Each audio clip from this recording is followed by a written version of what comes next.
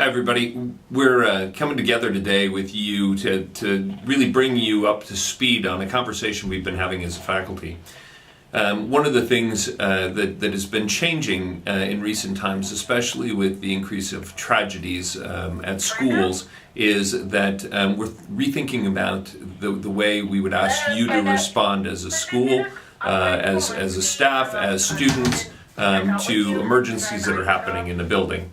So we wanted to just have a conversation with you today about what we expect from you, what's going to happen from this point forward with emergency situations, and what we're really looking for today that's different than the way we had done things in the past.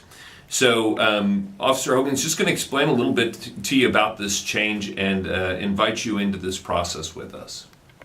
Thank you. So as you know, the traditional lockdown drill was a code red lockdown. Doors locked, lights off, students hide in a corner of the room where you are less likely to be seen by somebody from the outside. In recent years, people have been going to what's called an ALICE model, and ALICE stands for A, alert, L, lockdown, I, inform, C, counter, and E, evacuate.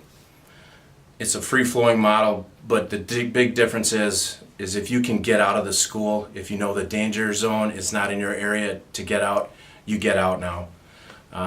If you can't get out, if you're in your room, then they suggest that you barricade your room, not just leave it locked. And if, God forbid, somebody should get in the room, then the C part, counter, comes in where they're asking you to not be a static target and fight to survive. Throw things, distract whoever may come in, and if you can, subdue them and wait for law enforcement to come and take control of that subject.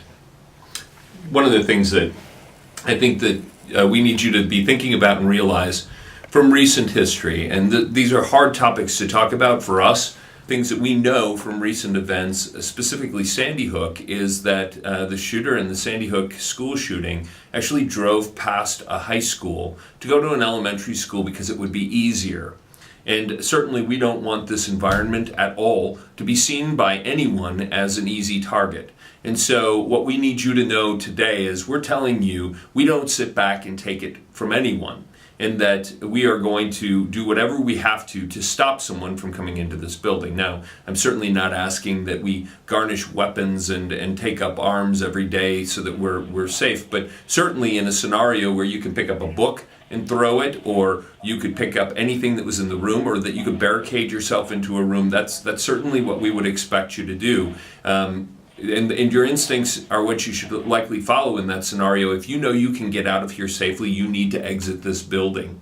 If you know you're going to have to stay in the building because the danger zone is near you, you have to know that most of these people who are coming into the building to do damage or harm to anybody here are doing it because it's a crime of convenience. And so they're looking for the easiest way. So if the door is unlocked, then they're going to come into that room. If the windows are open and they can see in and see you there, then that's going to be the opportunity that they take. If they can't get in, if the window is blocked or whatever, they're not going to take the time to be coming after you. These are crimes that take place in a matter of minutes. The longest of them was Columbine. It was about 13 minutes. Sandy Hook was about 7.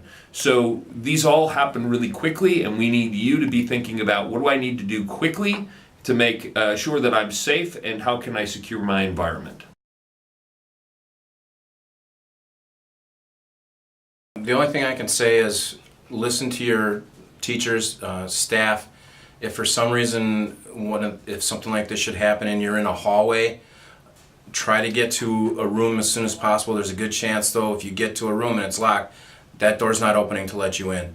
If that's the case, find a way out. Get out of the building. If you're in a room, barricade the door. If somebody gets in, counter.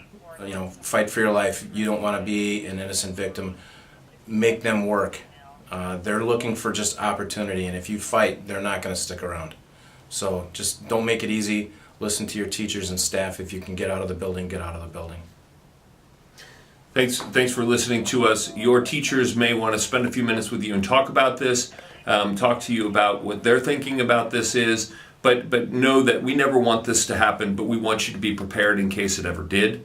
And we want you to know what we're thinking about as you're having conversations about if this happened here. We just don't want anybody to think that it's ever going to be easy to walk into this place and to be able to hurt people. And so we're trying to make you better aware today of what you can do to make this a safe environment. And certainly I would add to listening to your teacher while an emergency is going on. There are times when it's not emergent, but you might see clues to things that you need to let us know. If you ever notice that doors are being jammed, unjam them. If you notice that somehow our environment is no longer safe, you have to tell us.